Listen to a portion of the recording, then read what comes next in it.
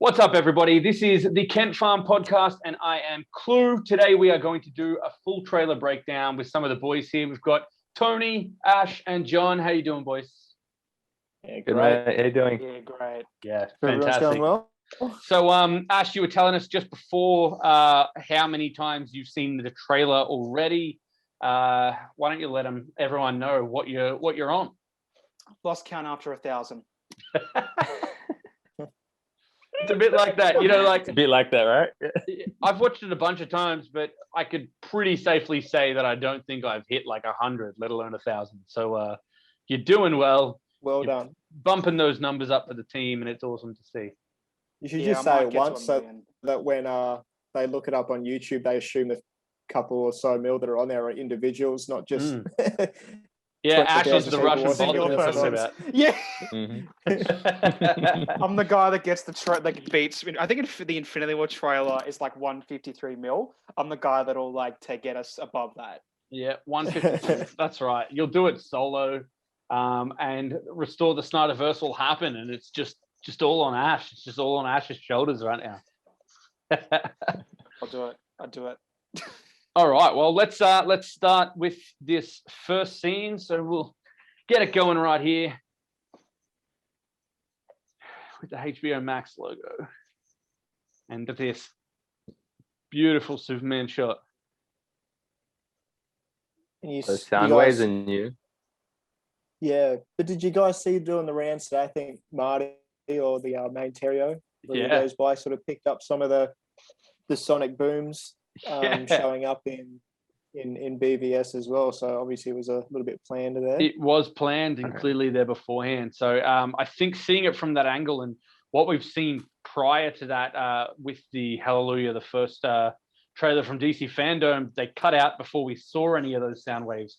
So right, to see that happen was really cool. But I think the cool thing from there is, as you guys have said, for main Terrio to host, you can actually physically see it in Batman vs Superman, which shows how far back this was planned. Yeah, definitely. One thing I did realize leading into it, I was actually just shocked by the score at the start. I wasn't expecting that sort of hymn type thing, and it kind of reminded me. I've just finished watching Vikings and a couple of those older type shows that sort of has that epic feel to it. So I didn't actually like it. I didn't not like it at first. I just thought it was a little bit different. But yeah, it's a bit jarring to begin with. Awesome. But I also felt that initially about the Hallelujah trailer. As soon as I heard that initially, I was sort of like, oh, what is this in comparison? And of course, by the time you see the entire thing and get into it, it changes your opinion. But no, I agree. It was a little jarring to begin with, but not necessarily in a bad way. Just not what you expect. Yeah, I think exactly. as well. I was probably the polar opposite. Oh, sorry. Oh, it's all right, man. I was just going to say, I feel like it really does the job of setting the tone because, we compare it to Justice League. You got that theme. I personally just looking back and cringe. The whole "everybody knows" theme at the start. I don't feel like Joss did a very good job at all of setting the tone of how it's sad that Superman's dead. Yeah, I mean, I will say "Everybody Knows" to me is one of the few points of the film that I actually quite enjoy looking back. Like, I've listened to that song separately. I quite like the song. I don't disagree though that tonally it's not probably the best way to set up what you're looking for, but I individually I quite like the track. Yeah. I agree. I didn't mind the song. It was definitely not my most hated part of that movie. So I thought it was okay. Even they come together, it's not a bad song. It just I feel like, hey, we just ended on a death, and this song is like a radio play. Like, are we not going to try and at least kind of recognize what just happened? Yeah, or exactly. So. But by the way, do we want to go shot by shot? Are we going to start off? We'll go through shot by shot. So we'll start with that one, and then we'll move on now to this next shot, which is from 13 seconds. Personally, I thought this was brilliant. Seeing the shockwaves moving across the damaged Gotham Harbor from Batman vs Superman. Well, I think the cool thing about that is we've suspected for a while that similar to the way Batman vs Superman started with the final battle of Man of Steel, this essentially shows us that it's going to do the same thing. That Justice League is going to start with the final battle from Batman vs Superman, and we had seen for a while that they suspected it would be from Lois's perspective, similar to how we saw that the start of Batman vs Superman was from Bruce's. And obviously you can't necessarily tell it specifically from Lois's perspective, but that's the feel that I got, that we're going to see more of that. Yeah, definitely. I think it could either be as part of the opening sequence. Another one could be maybe if there's a bit of a history of that triggering the mother box and that coming back and people coming back to that moment. So they could use that in a couple of different ways. Absolutely. Yeah, apparently the scene's also going to, I think, have the whole Lex communing with Steppenwolf as well. The communion scene, like an actual explain dialogue. that a little bit, yeah. And how that same sort of thing come about. That's actually a good point, because I sort of forgot about that sequence in terms of in context to how this begins. So that'll be really cool to see. Definitely. I think using the Lex line there from the old movie, it's a little bit on the nose, but again, this is more of a general audience kind of trailer to spell it out a little bit. But again, absolutely, kind of full circle. And obviously using the bell as rung against the sound waves of him screaming, so you could see that's the bell. You could putting Lex in the trailer without putting him in the trailer, but I guess general audience wouldn't really know that that's him. I also thought looking back over the previous trailers, like the very first Justice League trailer we got with Desaad saying no Kryptonians here, no protectors, no Kryptonians, no lanterns, that if we were to go on to the discussion with Steppenwolf and Lex, Steppenwolf passing it on to Desaad, and then Desaad to Darkseid saying that based on the conversation with Lex. Right, so that was Desaad initially. I thought that was Steppenwolf just with the audio change. Yeah. So Zack has come out and said it was Desaad having that conversation. So that's something interesting. Such an epic line, and it would describe. Awesome. It would make sense. Like that's why we didn't get it in theatrical, I guess. Well, we get to the clip eventually when Steppenwolf is bowing down, who I'm assuming is Darkseid, but it could be from that scene where he's reporting back to Desaad with the no Kryptonians line. With Here's my quick theory. So if when we come to it, we'll notice how he's kneeling down. He's got his armor on, right? So it's being referenced. I'm pretty sure that is Desaad, and I think Darkseid comes in, and then he basically drops balls, and then let's stick with this, and we'll push through it. We'll come back to it. We'll come back to it soon. Here we have Hippolyta watching over as the Amazons stand there, and it all falls. Now, I thought it was actually Charlie Hunnam, Green Arrow. Will it be? That's why he said bro. That's why he said bro. It was bro. Wait till you see this trailer I'm about to drop. Confirmed. Charlie Hunnam, Green Arrow. So Hippolyta overlooking as the Amazonian where they've kept the mother box crumbles. Now, looking at the fact that all the Amazonian warriors are standing around outside it, I'm going to go ahead and assume that this is not mid-battle with Steppenwolf. This is once he's taken the mother box and fled. I agree. Yeah. Maybe like an admission of defeat. There's no longer the need to have that big vault to store it. because they've failed, right? Yeah, and look, that would be on theme with the Amazons. I feel probably not wrong there at all. All right, so next up, so pumped for that sequence because that's obviously when an Amazonian loses a head. Yeah, that whole little teaser was brutal. I can't wait to see that in HD. So we've got the DC logo here. As we've seen, the DC logo is like it sort of looks the way that poster of the old Justice League, that the old Justice League logo was in Zack's 3 posters that he did with the initial Justice League logo, and it's sort of like the cement that's worn and teared down. So that's pretty cool.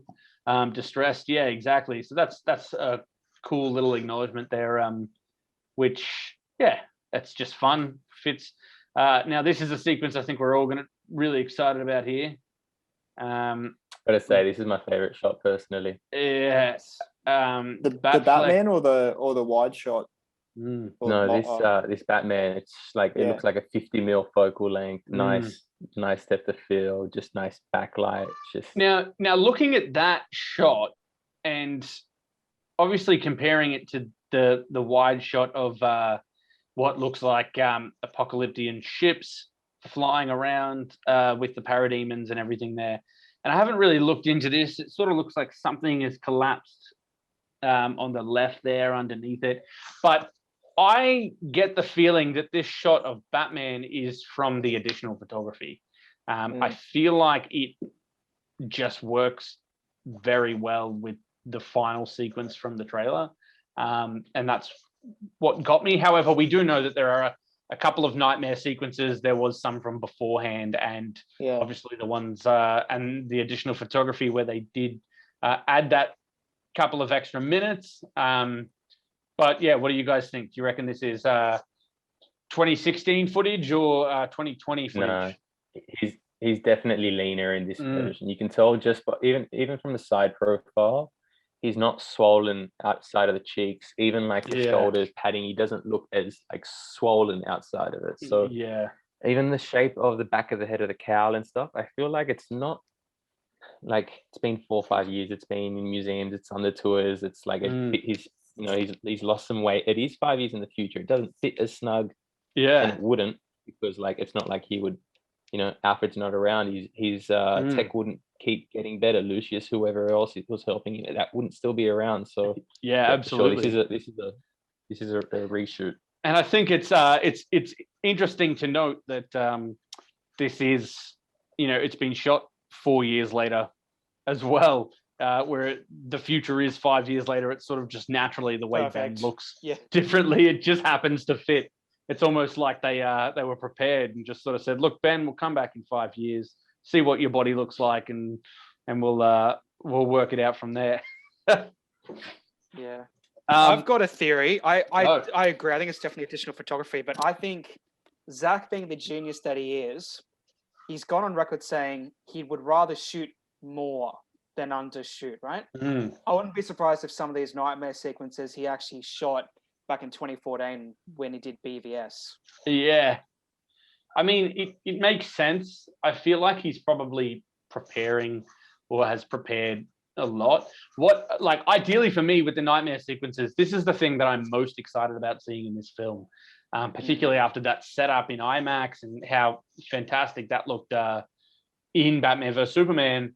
I'm really, really keen to see more. So yeah, I reckon you're right, and I'm really hoping we get sort of like a Krypton in Man of Steel, like a big 20-minute nightmare arc. We've got a 4-hour film. I want to see like a big chunk of it being what is the nightmare future after that little Batman vs Superman teaser. Yeah, we've got a lot of action to get through in this movie, man. How many action set pieces are there? Yeah, off the top of your head, round them off. Like, off the top. I mean, if you're looking at we've got at least 2 nightmare sequences. We've got the intro sequence. We've got the sewer. 3 mother box sequences. The sewer. We've got the final sequence. Like, it is a lot, and that's just from what we know. And then, of course, we've got all the backstory with Flash, Cyborg, history lesson. That's another one. Like, give me an hour of that. I'll take a whole movie on the history lesson. I mean, you look at it. Do you think? Do you think that we could have got this in the 2.5 hours that he was like, or got even like compromised? Yeah. Knowing that was compromised, like I'm sort of curious to see what would have been lost in it. In that. It was like a few years ago when Mark Hughes said there was a cut. Like he said, there were multiple ones. There was like there was a fully fledged Joss Whedon version or something. So probably the assembly in itself was fired. That's what he showed to them. So we're getting a refined assembly cut. Essentially. Yeah, exactly. I think a lot of the dialogue and stuff for Nightmare will probably be the additional photography. I wouldn't be surprised if like the more landscape stuff was already there. Just allowed it sort of take a deeper dive and flesh it out a bit more. Just on the next one with the ships, the lens flare and the coloring, just outrageously good. It's perfect. Throw over to you, Tony. How would a photographer replicate some sort of lens flare like that? Mate, a lot of these things are just posts. It's all what's that gaming engine? Unreal? Is it the Unreal engine that they kind of make Unreal. All these so that's how I think even the Mandalorian are doing it. Like I don't think like you just wait until JL2 and 3 when Zack has access with Fabian to these big LED kind of Unreal engine kind of reflective kind of lighting and everything, but like we got time for that. Yeah, absolutely. Let's keep moving.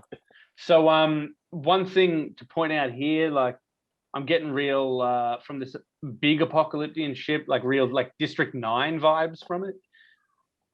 You know, just like chilling atop the city, just hanging there. Really, really cool. And obviously knowing that we've seen Batman coming out of the bunker to the big Omega symbol over the destroyed city in Batman vs. Superman. Yeah, it's fantastic. So moving on, the next shot is just fantastic. I think it's a good example of the IMAX. It's really, really clear. The white on the sort of white stone as well looks really good. You're just even looking at the day, although I'm pretty sure this entire thing was also shot against a green screen, but the set piece just looks awesome. Like just you couldn't imagine that shot in the theatrical. It's just too like grand and epic. Too Zack, yeah. This is definitely too Zack for Whedon. Yeah, absolutely. And then we've got straight after that, obviously, a continued part of this scene. I sort of wonder whether this is, where we're going to get the history lesson, because it sort of feels like, obviously, at the start of the last one, we got the history lesson.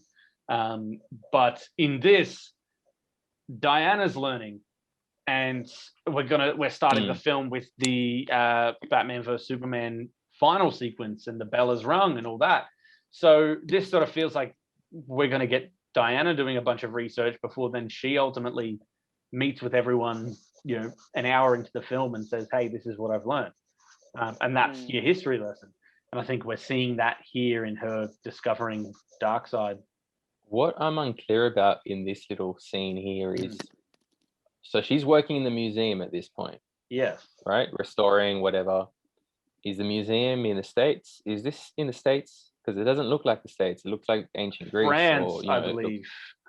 France. Yeah. Or London. So has she flown there? Has she? Well, yeah, I believe this is Greece. And you're looking at that arrow that she's holding. This will be post the Amazonians getting attacked by Steppenwolf, because they let the arrow off. I think it's the arrow of Artemis or something that then her mother sent that, right? Her politics. Yeah. So, and she obviously looks at that and goes, well, I know what this means. And then upon finding it, explores here more and learns the story about Darkseid that they've told on these walls. And can I just point out that compared to like seeing all that and how fantastic the imagery looks there compared to that shot in the theatrical cut of Arthur holding the fish with the fish. Jesus, it looks like it was drawn by a 3-year-old. You look at the detail of what Zack had done, and then it's like, here's a fish, and it's Aquaman. It doesn't make sense for it to be Aquaman who was drawn on either. Like, well, it's just like you think anyone would have like turned. It's like, hey, that's that guy that's standing in front of me. I liked him in that. Why is he drawn on the wall? Yeah, I don't know if it was Stephen Colbert who sort of mentioned that scene sort of played out like a video game. It's like, oh, Roddy, I turn around, there's clues on the wall. Yeah, exactly. And it's just like press square to examine. Yeah, exactly. Talk about spelling it out for your audience. Like, yeah, it's insulting to our intelligence. Come on. Yeah. What does it actually mean, though? Does anyone speak Greek here by chance? Because I know I have seen it, but I translated before. I have seen it translated, but I don't remember what it said. All I know is one of the words basically implies full darkness. I don't know what the other one is, but it's basic. Yeah. Yeah. Okay. Excellent. All right. Well, we'll keep moving on this one. So the next sequence, another fantastic one. Like, oh man, this shot. I couldn't believe it when I saw this. Even just like from the most focal point, from the foreground here, how's Desaad's cape that he's rocking? Like this whole full mithril. It just looks fantastic. Yeah, expensive. Unreal. Definitely expensive. Absolutely. Yep. Well, I can't believe that people going around online going that he looks similar to the Smallville Darkseid thing. Literally no improvement. Are we doing no that? improvement? Yeah. And then we've got other people saying, "Oh, my Darkseid doesn't wear armor." I wonder who said that. Let's not feed the beast. No, yeah. But I do find it like unbelievable that they had, the OG and that, Kirby created Darkseid before Thanos. They had this ready to go before Infinity War, not just Endgame. Yeah, it's crazy. A couple of people just gone, nah. Direct copy. Well, it's funny because the guy who actually did the work on this, he worked on both films. So he worked on Darkseid, designed the look for Darkseid, then went and designed the look for Thanos in Infinity War, and obviously lost this. So about that. Yeah. So I saw that earlier today. And then you've got obviously Desaad in the background and Granny Goodness, which. Do you have theories on who is cast as Granny Goodness? Do you reckon it's just a cameo? Or you think it's stand-in? I don't know the full story, but my understanding is what Grace had said on Beyond the Trailer was that Zack's intention was Judi Dench. He's reached out. He wants Judi Dench if he was to be going forward. In case they actually had a stand-in from, apparently it was like one of the assistant director's auntie looks sort of like Judi Dench, and they said, "Oh, could you come fill in for a day?" So we're not going to see much of her face as we can see here. This is probably the extent of what we will see from her, I would imagine. My conspiracy was Tig Notaro, because obviously, well, we know that Zack likes to work with the same people, and for Tig Notaro to be picked up in Army of the Dead when Crystalia left. That's my only assumption. You wonder why Tig Notaro, because she's a comedian. Like, it was a weird choice, but if they had a prior working relationship from 4 years ago, maybe it was I can't get you in this current film, but I'd love to get you in something in the future. I don't know. I wonder if we ever do get around to getting that New Gods movie, if character design and would get a sense of continuity within the I get the feeling that if we get New Gods, it's gonna completely throw out this. I just get the feeling, and I think, I don't think that film's gonna happen because, is it Ava DuVernay? DuVernay, yeah. She keeps signing on to projects for starters, but also, I don't reckon it's gonna go ahead. I would be surprised if it did. And particularly not with in DC's interest at the moment. Nah, exactly. But I also think with the hype of the Zack Snyder's Justice League, they have no idea where they're at, because I think obviously we know Warner Brothers doesn't really want to go ahead with it, and I reckon that given what we've sort of accomplished and how much hype there is behind it, if Zack Snyder's Justice League does as well as we expect it's going to do, there's going to be some arms twisted at Warner Brothers that, Toby Emmerich's going to get his head held in the toilet until he green lights Justice League 2 or something. We've got Justice League here in one hand, and we've got Shazam fighting a slug in the other. Yeah. Which one do you got? What do you want, boys? That's right. Give me a limited series of sort of a Apocalypse New Genesis origin type story. Like, it only has to be a 10 episode one-off that could tie into it, because obviously these guys were doing something. And that's it. I'm a bit of a sucker for continuity. It's like, just if you're going to do it, at least follow the story. Don't change things for the sake of it. Yeah. And that's, they could do it in animation, like there was chat of the Green Lantern type stuff. Do you think this shot in particular is at the end, how it was the information about Steppenwolf getting his head cut off and then the head rolling in and then them looking into the boom tube? You think this is it, or you think they've implanted it into the film? I don't think this is it. Yeah, I've changed my mind on it too. I reckon this might be a bit of a Desaad reporting back early in the film. After Steppenwolf's arrived. I reckon this is Desaad reporting to Darkseid, telling him, hey, this is what Steppenwolf's just told me. And then we get this look of what his army looks like. And he's probably going to be like, sweet, well, Steppenwolf's getting prepared. Let's get ready to attack. So I reckon we'll see this a lot earlier. Could be an intro, though. I kind of get the vibe, especially because we're seeing the parademons basically bow in fear. Like, I can imagine this being like our Apocalypse intro, which, holy crap. How much are you expecting to see from Darkseid? That's the question, because I'm not expecting that's that much. That's the killer. But I also feel like Ray Porter's done more than just a line or two. Yeah. Oh, I just can't wait for some of that dialogue. Oh yeah. Oh, that voice. And how much do you want to hear the voice? Yeah, I was hoping we got it for this trailer, but I'm also glad. Like, there's a bunch of things that I'm sort of like I almost wish that we didn't get a Joker announcement or video or any teaser of the fact. I wish I didn't know that Jared Leto's Joker was going to be in it, so that when I watch it, I was like, holy shit. Yeah, definitely. You wanted that bloody Luke Skywalker Mandalorian moment. Exactly. And I can tell you, like, I was yelling and screaming in the house regarding that. So I can't believe that it's taken this long to get Darkseid. Really, I mean, I don't know if you guys watched Krypton when they were sort of building towards it, then they just cancelled it. I was like, oh man.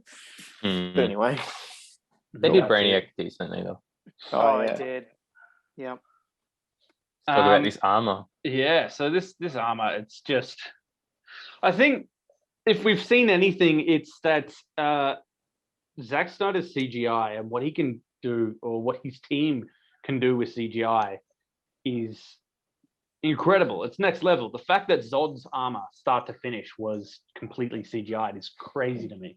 So this 7 years ago, 8 years ago, exactly. Yeah, that holds up even better than half the CGI stuff today. Like that Krypton sequence, outrageous. That's right. I wouldn't have known if I hadn't seen a thing about it. Everything about the action, the way that was filmed, just the way they, like, you saw the speed of and the power, just it's a whole other story. But so you guys are familiar with the New 52 Darkseid look, yeah? Yeah. I feel like this look, it's a perfect combo of the OG classic comics look mixed with New 52. I'd say, you're right with the kind of vest and kind of gauntlet.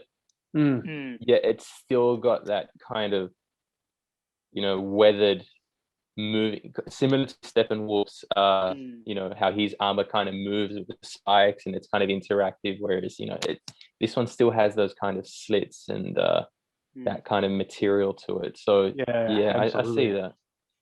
Yeah, and this argument, you know, like we got people on the Marvel side, you know, bashing this look because there's not enough armor, and we know this from the comics. Darkseid, his first resort is not fighting.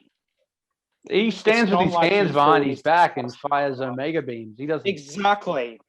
Look at the size of his shoulders, though. Exactly. Doesn't need it. Doesn't, and he is like, how tall do you think he'll be? Because Thanos, I guess you could say, at least 7.5 foot. So Darkseid would be at least 8 to 9 foot, surely. Yeah, I reckon he's probably at that 10 foot. Like, I reckon than Steppenwolf.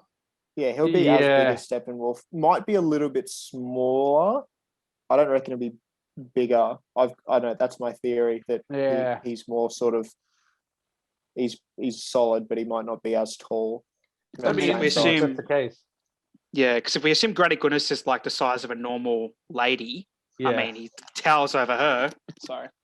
And like, what's that? He's probably 4 foot taller than her, and if she's 5 foot, you got Yeah. Plus, I love what Zach's done here. He's literally, you know, got the Omega being carved in his chest. I find that so badass. Yeah. No, I agree. Sorry, Johnny, go on. I don't want to be the guy that's like, nitpicking here. But, just one observation. It's a tiny little silly thing, which I'm sure will evolve because, as you saw from Fandom to this now, just the way the kind of fire is coming from the eyes, like comic book wise, we have like the smoke from, if we're referencing the 52 kind of version, the smoke kind of comes out of the eyes. That's the way it kind of emanates, just like as he's placid. I got another crazy theory. Boys, I got another crazy theory. Go for it. Zach is a genius, right? We all know that. I think one of two things is happening here. The number one is he's toying with us. His eyes are actually going to be bright red. He just doesn't want to show it in the trailer. Yeah. Or, you know how Steppenwolf's armor, how it's very much, it's attached to the way he feels.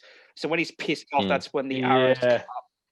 What if, I think you guys may know where I'm going with this. What if Zach is doing with Darkseid, when he's pissed off, that's when his eyes light up red, or when he's about to shit Omega beams. So when he's on, so it's like he's on standby mode. I mean, think about it, most of the time, like he'll be on his glorious throne in Apocalypse. He's not really pissed off constantly, but when it comes time, you know, to fight and kick the league's ass. Well, I think it's also interesting to point out the red in the eyes compared to later in the trailer. We're going to see Steppenwolf with the bright blue. So that's what my next point was going. Do you think that's almost like a reptilian kind of night mode, kind of why his pupil is shining and it's kind of reflective of where he is? Or do you think it's because I didn't think that initially, but now that you say it, that has it. That like an alligator. Yeah. I part of me thinks it's maybe the armor as well, because I reckon we've seen him at times without the blue eyes, but then you got that section where he's like, he is running and you see it's clearly bright blue eyes. So I don't know. And then he's got them nice soft sad eyes as he's reporting into the side, stripping off his armor, getting ready for some punishment. He's got the puppy dog eyes. That's right. Someone did an extreme close up of it. It's like he's got kind eyes. Yes. Yeah. The internet always wins. I think not. Here it is. God. All right. Shall we? Second 48. We see them nice soft eyes. Right there. Yeah. Yep. That's it. He does have sad eyes. It's probably saying before. It's probably good because he got passed over on the throne for his nephew, and now he just has to do whatever his nephew says. And he's like, "Look, I was there when you were born, mate, and why am I listening to you?" So that'd probably be pretty devastating for him. Shout out Lion King. It's the perfect, lovely family. So it's the most beautiful, heartwarming family ever. This is what you were saying before, and I agree.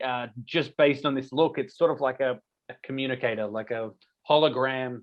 But it's got to be Desard. It's got to be he's reporting to Desard. He's explaining what's going on here. Now, one thing I wanted to mention was that obviously in the theatrical cut, right in the center of this whole area, there was this giant concrete slab that was just sitting up, and Steppenwolf was just chatting to it. And you never see his mouth move. It's all ADR. Just from the background. So weird. God.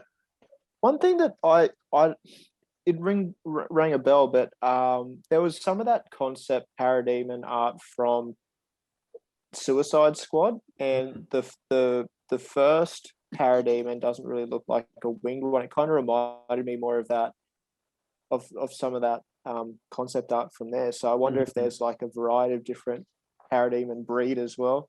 Yeah, and that'd be really interesting to see.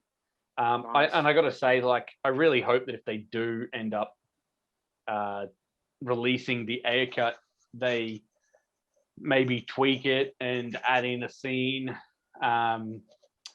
with Steppenwolf and Joker, maybe, because obviously the original idea was that Steppenwolf would get his first parademons on Earth from the Joker's goons. Yeah. Well, I think I read that the Ayer cut only needs about 40 million to finish. Yeah, only. No, I thought I saw David Ayer say, like, it's literally ready to go. It's like uploaded onto HBO Max and click publish and you're all good. Well, he's watching it. He's watching it for some reason. So yeah, I think it's likely. But obviously with the Suicide Squad and Zack Snyder's Justice League, it probably won't be until 2021 at least. Yeah. So yeah, this. Hey.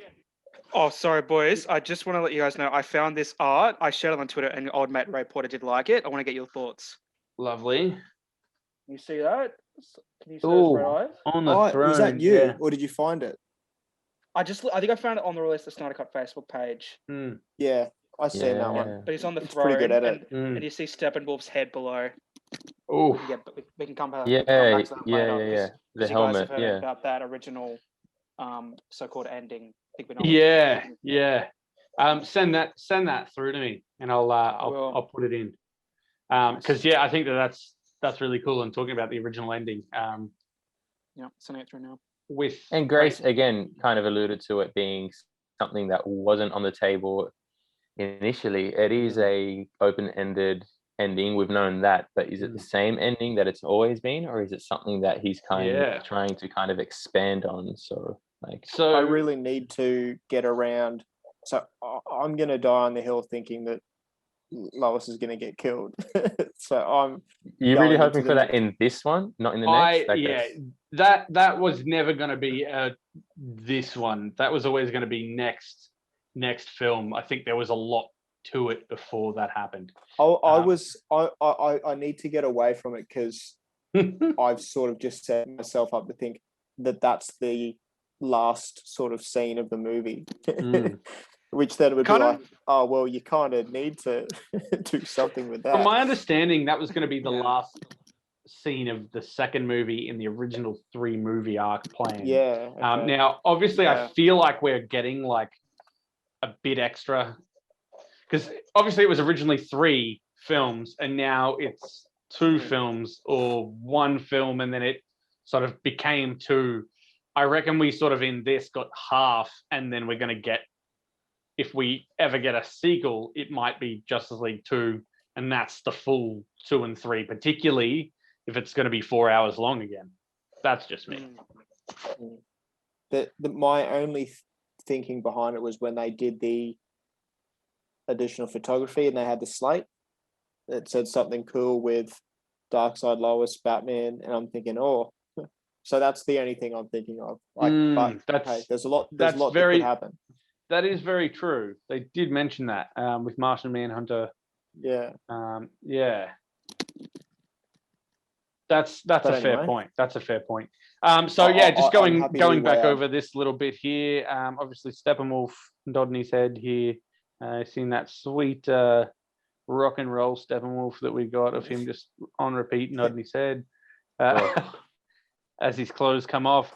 I like the way that the armor naturally moves too. I think it is very cool. He's using that Tony Stark nanotech. That's right. Yeah. Nah, man.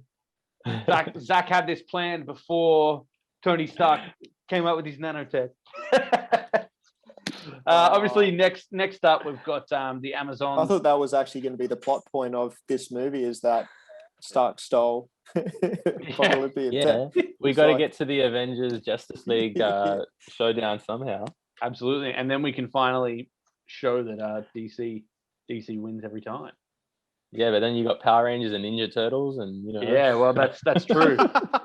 That's true. Give me some more Naomi Scott in a pink Power Ranger versus the Justice League. I literally just bought that comic, by the way. I'm waiting for it to arrive. The Justice League Power Rangers one. All right. So yeah, next scene, the Amazon warriors running away. Noticing here too, it's quite a large army of Amazons. Until this next sequence, it's quite minimal. You've only got 7 or 8 here with the parademons, and then by the time Steppenwolf lands, it's 4. Well, that's right. That's one noticeable difference.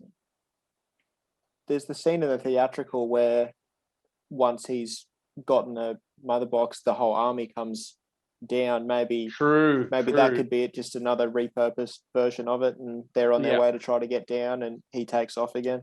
Well, this whole sequence, and again we see Hippolyta here looking back over it, and then here we go, lining her up like an absolute T-ball, just wiping her right off the horse there. Even the blood. I'm paused on that blood splatter right now. Yeah. And just the way the electricity is bouncing off it too, like it's so detailed. And I'm convinced the yellow electricity is there to sort of, juxtapose Barry's blue lightning so that we can sort of see a difference. I reckon we will see a sequence where it's like blue and yellow lightning going around.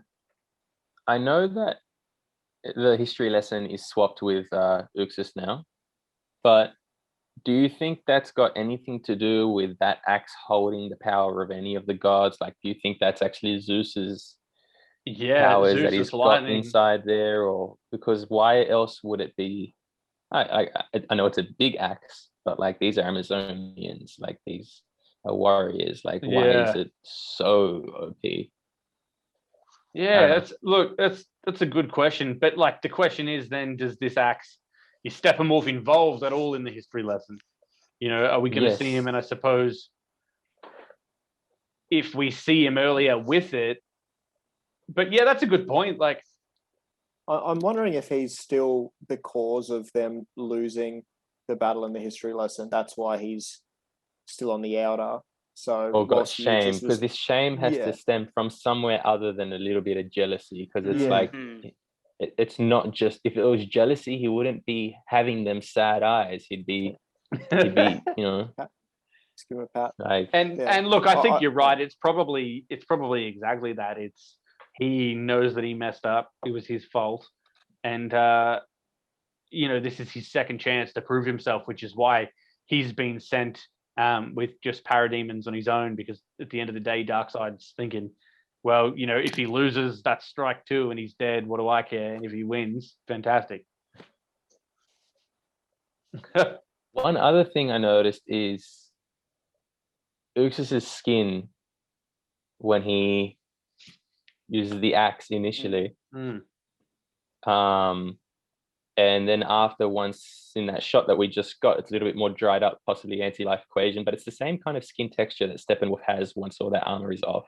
Yeah. So you do kind of see a resemblance in terms of, I guess, species. Yeah. He's got the horns and whatnot, but same kind of species and color and skin tone, in like at least that little bit of resemblance. But it's just one little thing. Absolutely. Anyway, so next up, we've got a couple of sequences here. We've got obviously Bruce talking to Aquaman. I need warriors. You got Wonder Woman straight after this. Now this is cool. In the theatrical, we see her grab the bomb and throw it into the sky, and it explodes above the building. Here it looks like she uses the bracelets to, and I think what's cool about this is it's almost like she's got a lot more control of what she can do with the bracelets now, because it looks like the shockwave from that sends the explosion outwards. Deflects it out. Yeah. Deflects it outwards. So that's cool. Because it does, again, looks like she's got a bit more control. And then following that, Aquaman in this fantastic shot of him swimming. Ooh. I just keep thinking of the Justice League version of the little bloop and bloop in Iceland. It's that close. That closer. Yeah. They actually make him look like a proper badass in this trailer. Like he's not smiling or happy at any of them. He's just like, oh yeah, would not want to fight you. Well, I think this too, moving on to this, I suppose, Aquaman, and I like the way that the design, again, has been done to make it look like similar to the way Superman flies. He just moves through the water. He doesn't swim. He just flies, essentially, through the water. And then to this point, with Steppenwolf here, Steppenwolf's Electro Axe, and it looks like he's about to wipe out Mera here and just cut her in half like he has been all film. But last second, Arthur jumps in and gives us a nice direct to the camera grin. Yeah. I noticed that. What is Steppenwolf about to hit? Do you think, is it Mera? I saw it. Someone upscaled it, and you can sort of see that it is Mera lying. She's knocked out. She's lying there, and she's about to be done. Yeah, Steppenwolf was clearly pro Johnny Depp, but oh man. I gotta say, this little section of the trailer gave me chills. That little Affleck exposition, sorry. Yeah, absolutely. That whole thing, it's, I need warriors quickly, Batman quickly, Wonder Woman quickly, Aquaman. It's in the space of about 2 seconds, but it's very, very cool. And I also like to point out how good the Aquaman stuff looks as well. That shot of him, his hair, the way his face lights up, holding back the Electro Axe. Very cool. So yeah, this next shot, going on to, obviously, I need warriors. You've got a bunch here. Placeholder. Yeah. How are we feeling on this shot? It doesn't feel... Is the cyborg one? Mm-hmm. So I think... it was so quick that I didn't mind it, but then, if you pause it, I definitely think this is Nightmare additional photography, and that's why it's not as polished. Yeah, I just don't think it's his final outfit. Like, it wouldn't be the same outfit. I know that the forearm is new. You notice his face, and the face literally just doesn't change. There's not... It looks like the face has just been inserted on separately. If this is the final look, I get the feeling that we're either going to see this as a placeholder and we're going to see his final look different, and it's being hidden. Personally, it probably is a bit of a why put it in there, but at the same time, it does add to the Nightmare sequence. And if you sort of look at this, you look at what he's got here, like he's holding his out of his third left arm, he's holding a canister there that's allowing him to fire this machine gun over his shoulder, which is pretty sick. Yeah. I'll just say technically, in terms of the color grading in this shot, the reason it makes me feel like, yes, it's not a completed shot is, again, I'm looking at the far right of the image. That's an object that's out in the distance, and look at the depth of the dark of the black in that. And then you look at his guts, where his stomach, abdomen would be, or just his chest, the way the light kind of moves, it would be a lot darker than the background, or at least the blacks would be even. So he's technically too bright in this shot, and the yellow and brightness on the face, that canon will be causing a cast shadow. So technically, that's just lighting is inconsistent. That's why it makes me feel like it must be. And I agree. And I think it's a way to show, hey, look, Cyborg, Nightmare sequence Cyborg, he's got all these weapons now. He knows what he's doing, but without spoiling what his final look is going to be. Right, I'll take this over that big nasty button we got at the end of Justice League, making it pretty much the cartoon remnant of whatever Jeff wanted. Right. Well, anyone who was okay with the mustache CGI can't critique that. No. Well, 100%, 100%. And look, there's going to be nitpickers, but when you watch the movie, now we move on. Then, of course, the last of the Warriors he's talking is the Flash. I got to say, I really, really love the way that Ezra takes off. I love the throwdown. I've never noticed the shoes with the lightning bolts on them until right now, but they're very cool. That's right. Zach mentioned that he runs out of his shoes. I love that when he sort of charges up to go, the lightning goes all around him. I think that's really, really cool. It's not behind him, it's sort of with him, and part of what causes him to run, not remnants of the fact that he's running.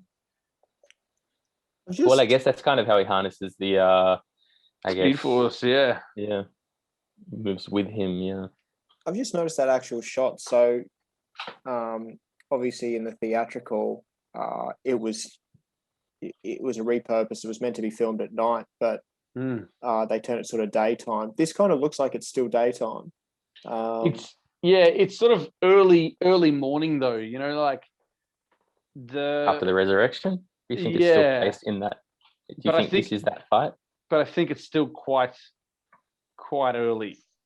But you're right. Maybe it's not even that fight. Maybe it's what we, they repurposed what we saw previously. But I know that it was like right in the middle of the day when we saw it in Justice League. It's a good point. That could be a bit. This sort of feels like a dawn, which I feel like it would be dawn rather than freaking midday, 20 minutes after Batman was sitting there at midnight. I mean, I don't know. Like we've seen what the set piece looks like as they're fighting Henry shirtless. I guess that it looks like, is it Heroes Park? Where they all are. So that this is the only shot we've seen that Zach's shown from that scene. Did he even show the feet landing in the other trailer? Or is this the only thing we've seen from this specific shot? I think that's the only thing. There's got to be a different way that plays out. Yeah, no, I would agree. I would agree with that. Moving on to the next shot, I thought the editing of this was great. Like Flash running into Batman driving real quick. Batman comes through, knocks a car out of the way, and he's got a absolute swarm of parademons chasing him.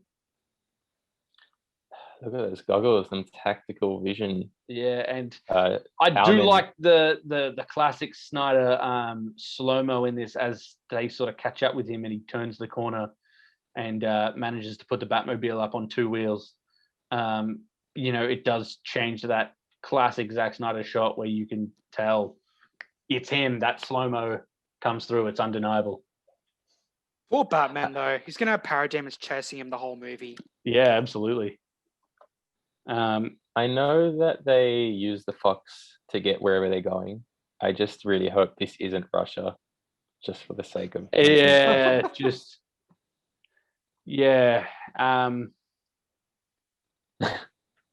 doesn't make sense. It doesn't make sense for it to be Russia, does it? Like in the whole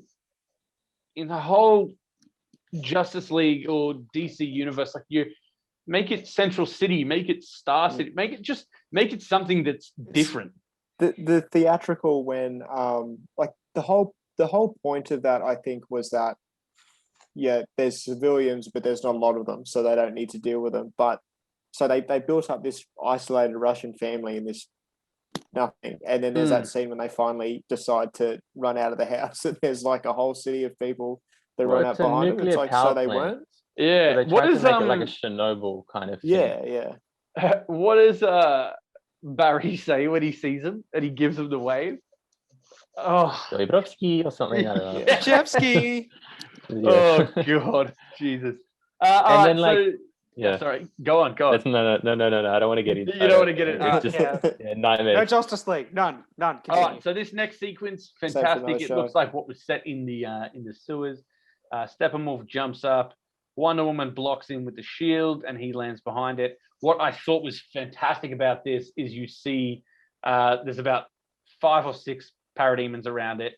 She's eyeing him off. She gets a parademon bolt fired at her, and she doesn't even flinch. She just notices that, she's paying full attention to Steppenwolf, sees it coming, just ducks her head, steps to the side, and just keeps looking like, this is the warrior that I missed in 1984. This is what I've been waiting to see again. Yeah, a bit of a disappointment. Yeah, I don't know. Like, you definitely didn't get that side of Gao in that movie. It was none of the warrior kind of essence. Exactly. It was inspiring through some cheesy dialogue, some cheesy 80s dialogue that kind of, but. And you know what? I will say though, I hope that, in context, Patty is saying that she wanted to make it for people who, there was the Superman and Batman fans got their movies in the 70s and 80s, and Wonder Woman fans never did. I hope that the people who were Wonder Woman fans in the 80s loved that film. But for me, that's great, but can we get back, let's get back on track. Back to the 100 years throws that out of the equation now. Now, this next sequence with Jeremy Irons, this has got to be my favorite point of the trailer. I thought this quote was phenomenal. If Ontario dialogue. Yeah, if you can't take on the charging bull or the raging bull, don't wave the red cape at it. Obviously there's a bit of a double meaning to that. And yeah, just fantastic. And of course, as that's happening, we get the charging bull Steppenwolf with the nice blue eyes there. The absolute stud with the ladies and those blue eyes. And and then Aquaman jumping in and just missing him with the trident. So good. So this shot of Alfred, he's wearing a jumpsuit. Do you know this? And then, the one that he's kind of working on the car in. Yeah. Zach also posted on Vero the same day. I love that shit. And he was like, just working. Yeah. Do you think he's warning them about preparing to go into the final act battle, or he's sort of warning probably them about still trying to resurrect Superman? I reckon early. I reckn it's early. He's just saying like, this, you're just a human. Like, this isn't your fight. I reckon that's, he goes, are you prepared? Because if you're not, and I don't think you are. It's always trying to talk him out of doing things. And it's like, hey, you don't do things, and shit's gonna go down. Who else is gonna do it? So I gotta say, Jeremy Irons casting, unbelievable.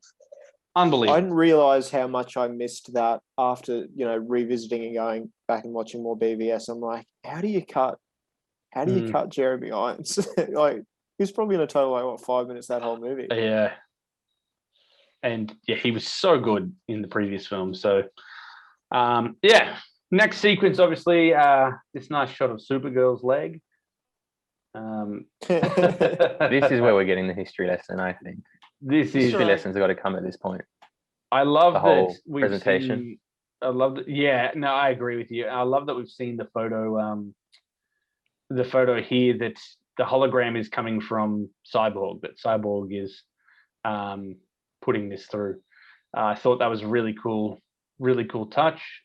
And it just, Bruce's face at that point, that it gives me that flashback to that first trailer every time I see this shot.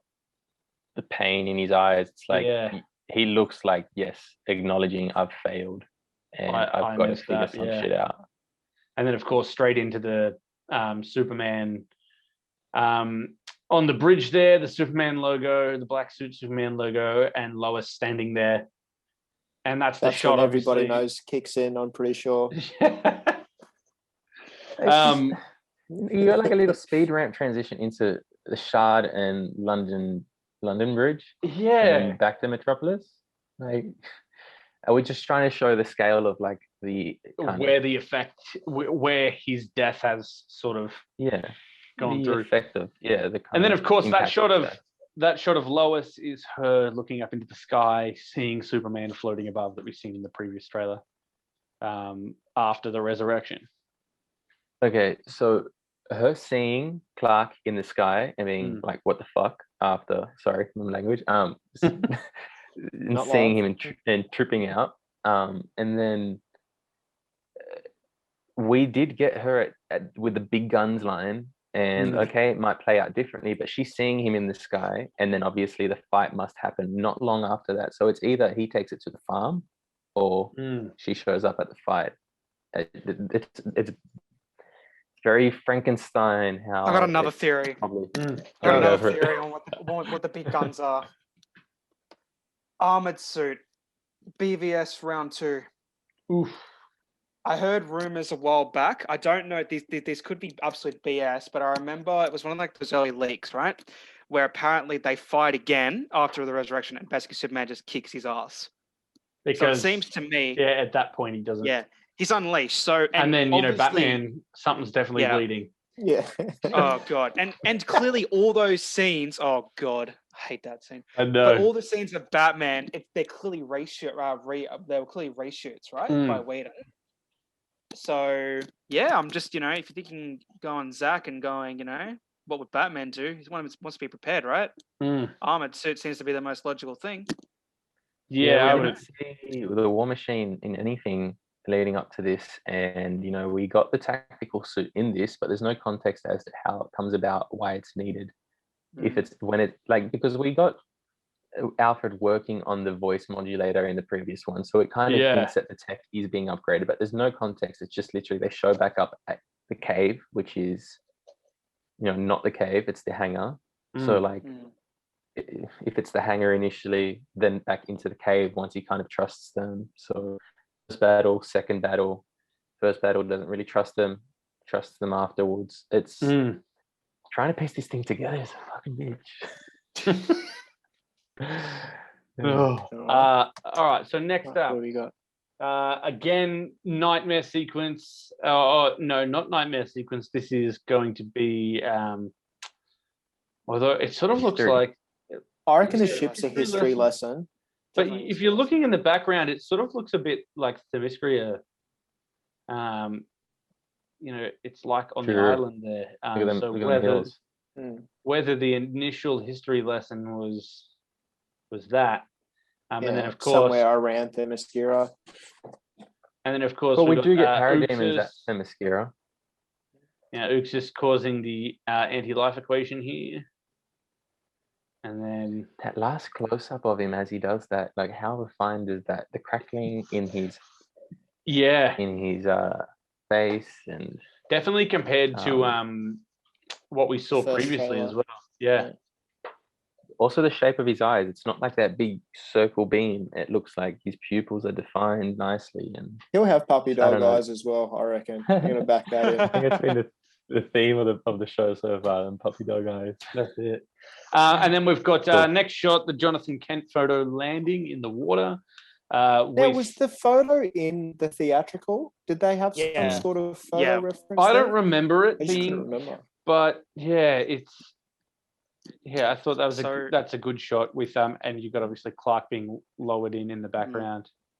Okay, so this is still in terms of continuity. This is still in line with what's happened, because this is again Doomsday was created in here. Zod's body was lowered into the water by Lex, so it only makes sense for it to kind of happen this way. But I doubt it's Barry running awkwardly and touching a box. Like something else is going to happen. Look, part of me feels the same, but I mean, coming up, we've got something else that'll sort of touch on that a little bit more. But I reckon, next up, we've got obviously this shot of Cyborg controlling the rockets. So this is him obviously exploring what his powers can do and doing this test. The following Wonder shot, Woman sword grab. And that sort of being like the David and God, is it? That's sort of what that sequence is, with Barry running around and just tapping the sword. So it's like that's supposed to be that little reference there. And then they're getting mixed up because some of these shots, I think they might have been in the original marketing, but not in the actual Film, yeah. Film, yeah. That's why it kind of looked familiar, but maybe it wasn't. The Wonder Woman sword. The sword, and then that shot was in the film. And then the Aquaman trident, that was in the film too. That was in the film, and then the first one with Cyborg, they released the previs for that. Yeah. So yeah, then the Aquaman sword, the Aquaman trident. So we've seen that sequence in the sewers. Personally, one that I'm really excited to see how it properly plays out, because it sort of looks like this is in slow-mo. Here, Barry saving Iris as the car flips. And you know how fantastic that looks in just slow-mo. A lot better than Fandom as well. Yeah, polish up that car. It was less bouncy. It is less bouncy. And then, of course, we got Bruce here looking over in Iceland. Here's our intro credit scene right here. Huh? Yeah. Well, that's very true. We know that that's the case. And then here, new Steppenwolf. Yeah, here we got Steppenwolf, and it sort of looks like he's looking the other way.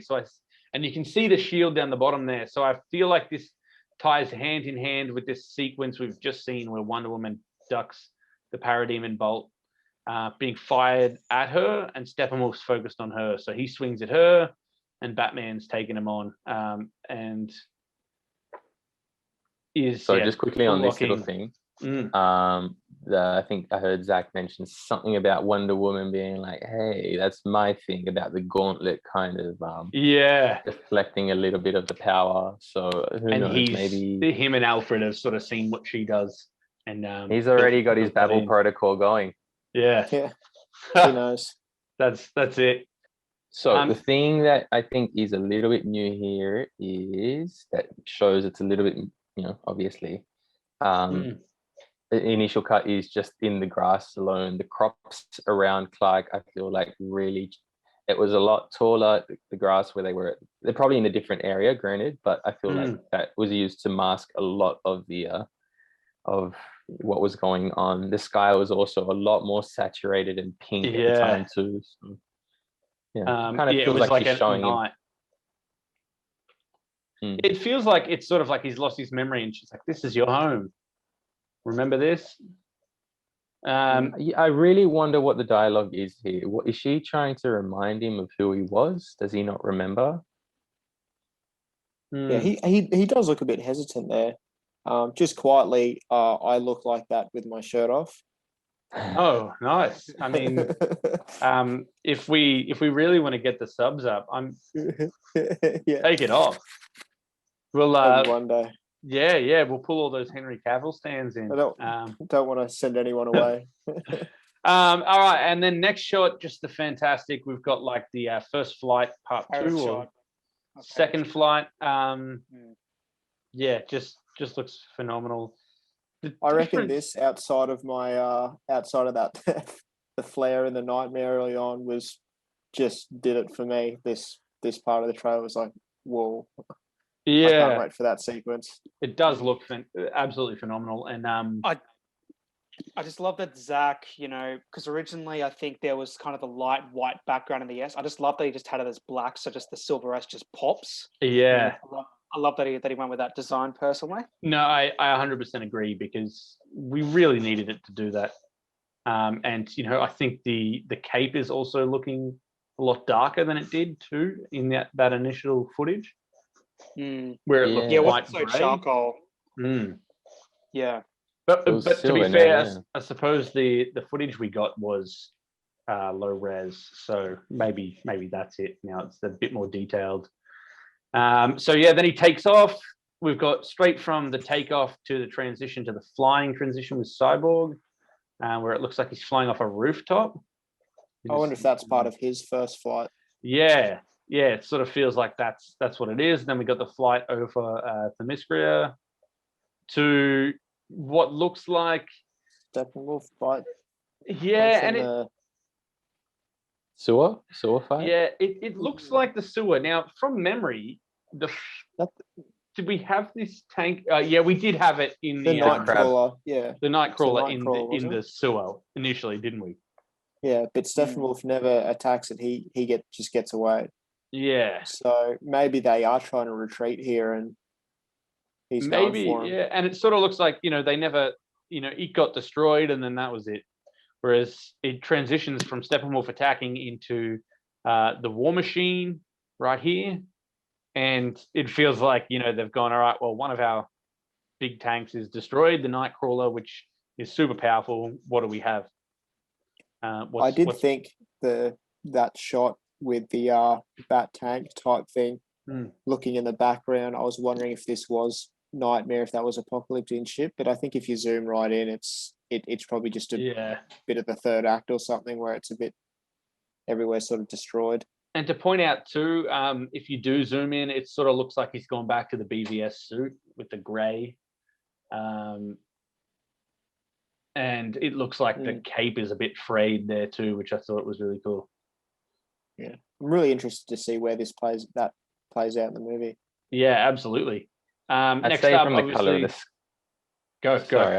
Sorry, just one more thing. It's just I'd say from the color of the sky, the coloring of the actual shot, it kind of looks like the abyss that Cyborg's standing in. Who knows if this is even in kind of current timeline? It's probably just like a remnant of what he sees within that. That's very true. That's very possible. Going on to the next, it's Billy Crudup and Barry talking here. Which Dr. Manhattan right there. I'm so excited to see more of him.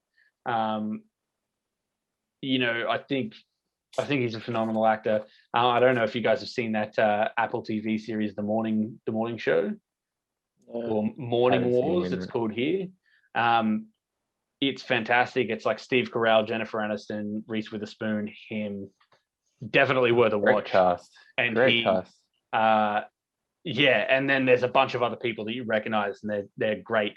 But he in that is a bit of an antagonist the entire way through, and he's one of these antagonists that you sort of like, I hate you, but I love the actor so much because he does it so well. That's the best kind of villain. Yeah, absolutely. Next shot, we've got this mother box explosion, Cyborg holding it, and it directly goes straight into this Cyborg shot with Barry behind him. Now, are we thinking that's sort of Barry just being there sort of in his mind? Are we thinking that's maybe I'm still thinking that when they first have a crack at avoiding the Unity or whatever you want to call it, that it goes pear-shaped and it blows up.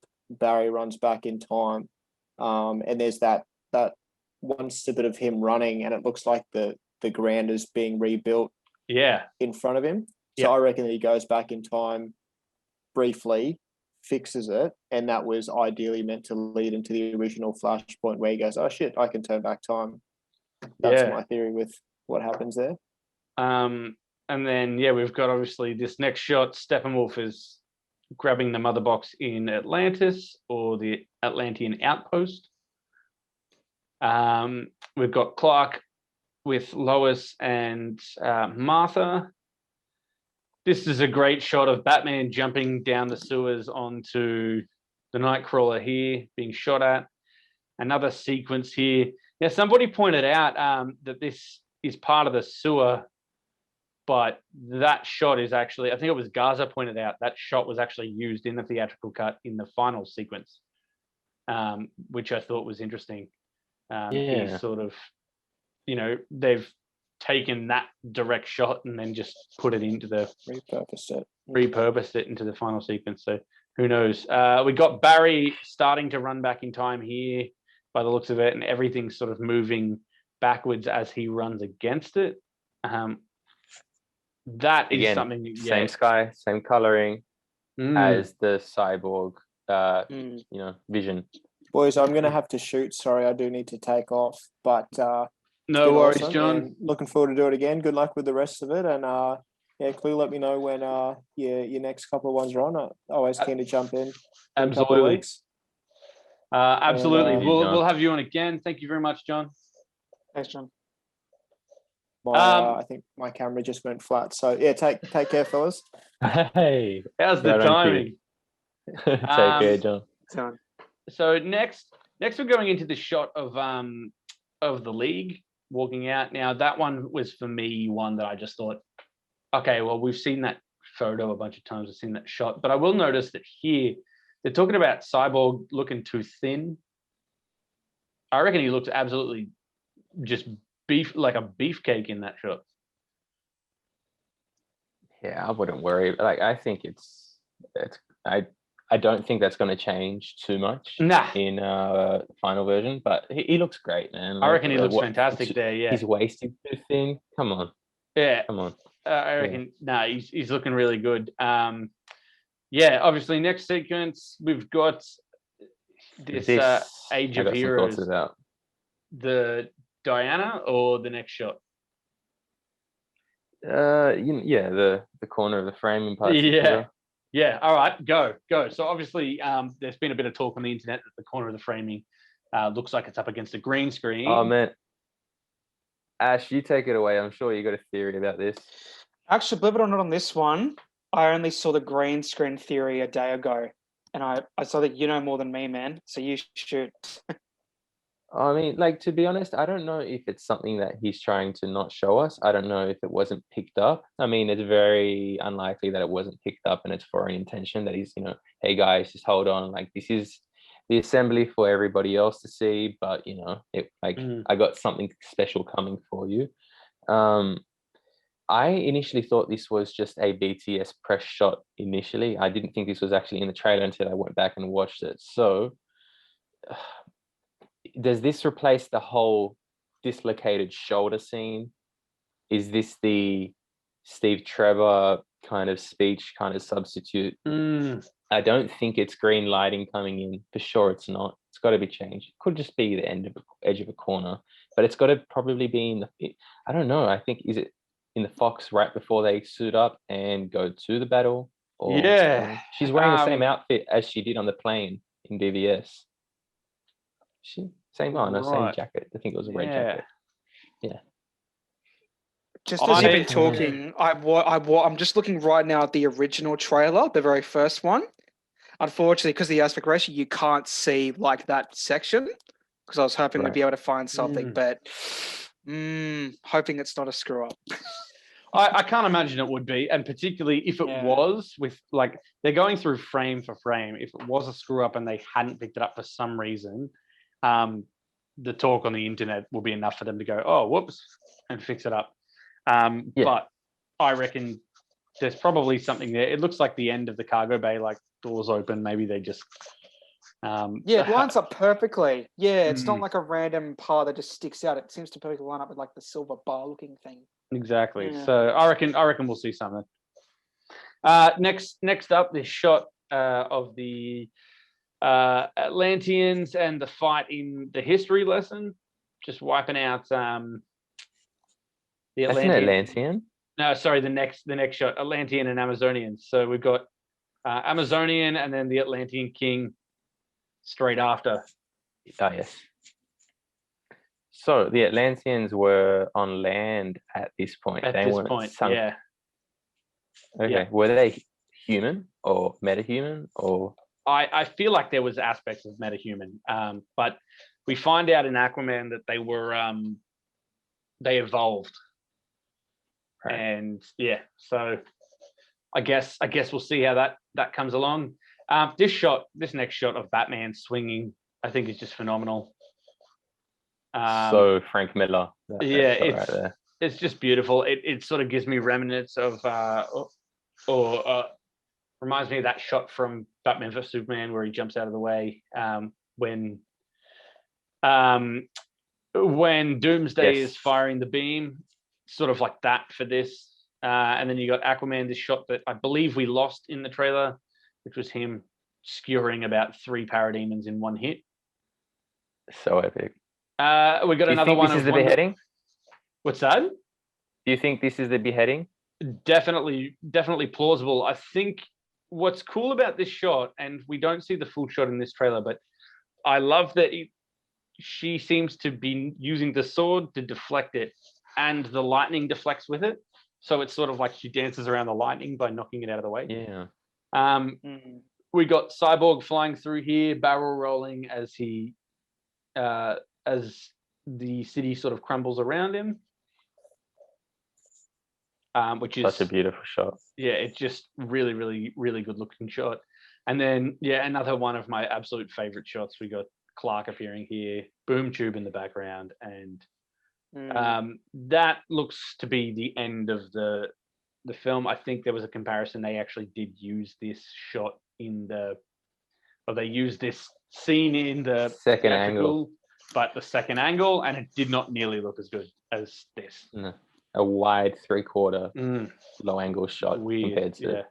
It's weird because we just go straight to the lead and like I just for comparison, right? He goes in, he lasers him, then he picks him up and throws him, and you clearly see the shitty CGI.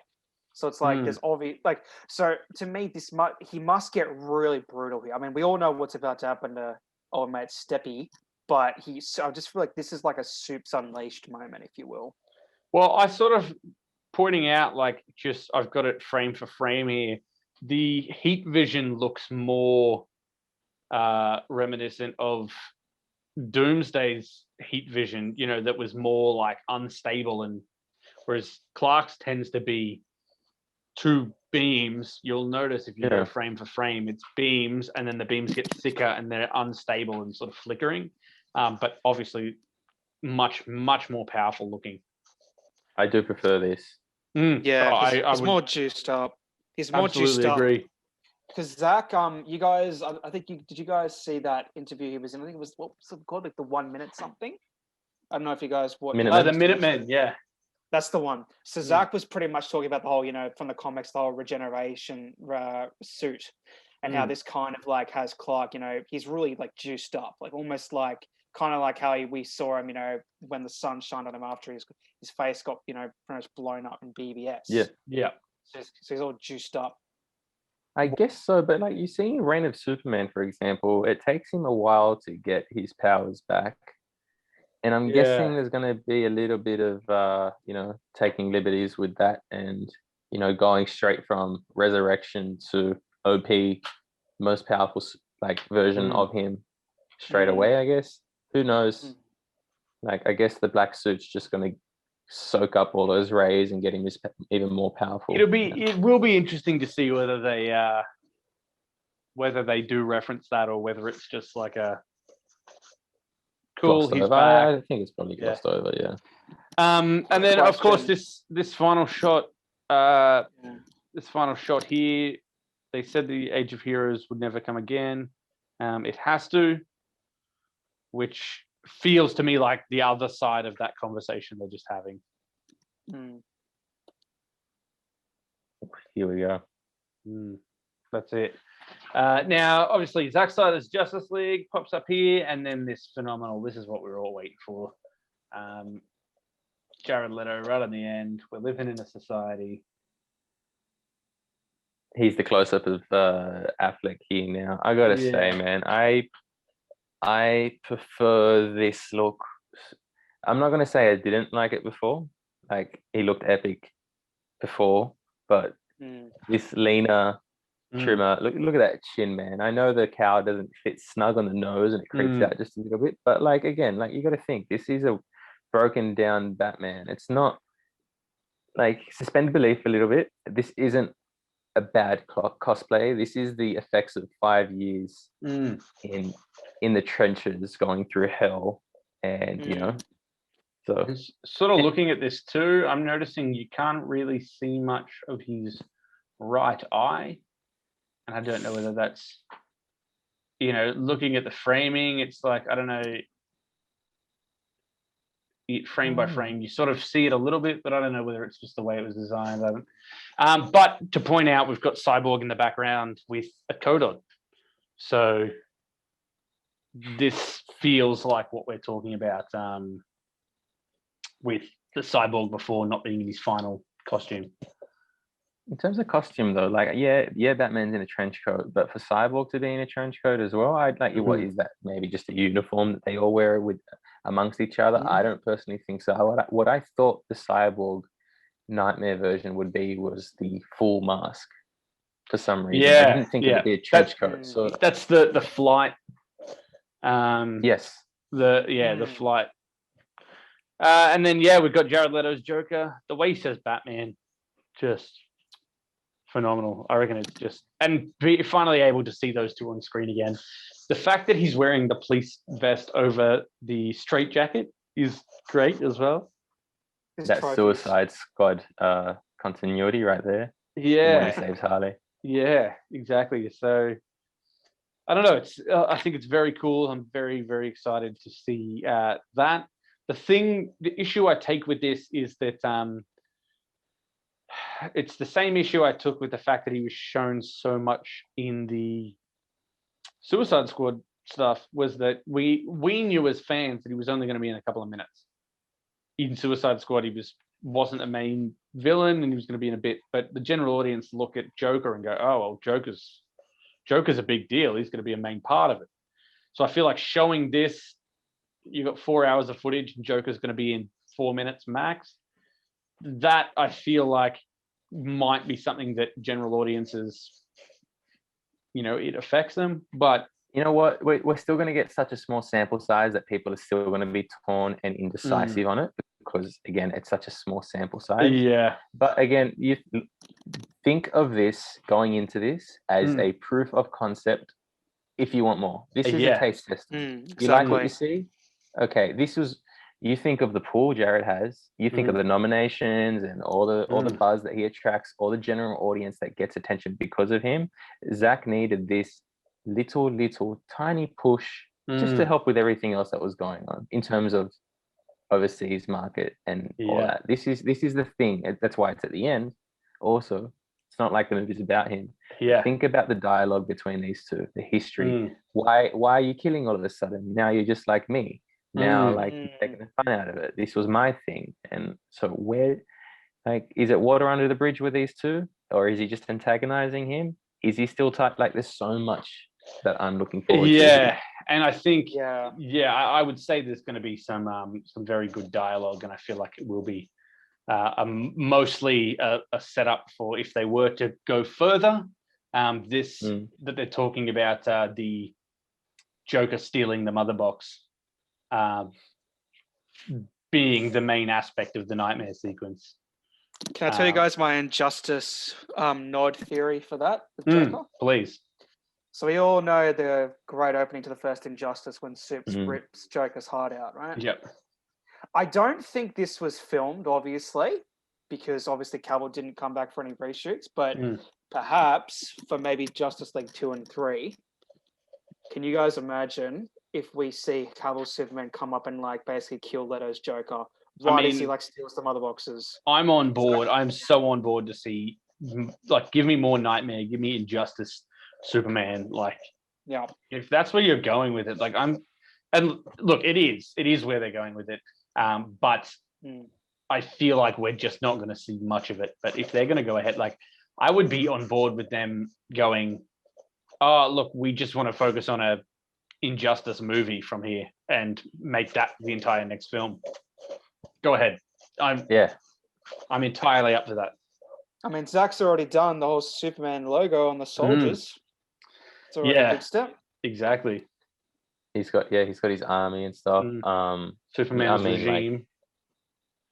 Yeah, and you know what though? I'm personally on the 4th year of Injustice. I'm currently going through it now, and it's blowing my mind at the moment. Yeah. But in terms of that whole evil Superman kind of theme that we've seen, Eddie's so overdone in movies today with Brightburn, with the boys. Whatever his name is. And it's also, we've gotten to this point in his storyline where it's hey, now we can focus on him becoming Superman. He was Superman for a day before, and he was Superman for a year after that, still turning into who he needed to be, and now we'll get it. So I'm happy for it to still show little elements of the anti-life equation of what could be, so we still get a taste in our we're satisfied. But general public, they will lose their shit if after all of this he just goes evil. Yeah. And look, I'd have to agree. I couldn't even imagine some of the reactions, but But that's it. That's the trailer, and it's been fun hanging out, boys. So obviously we've got plenty to talk about going forward. We're going to do a live stream soon, and we can just keep talking series. So anyone watching, thanks for watching, and we will chat again soon. See you next time, boys. See you next time. Yeah.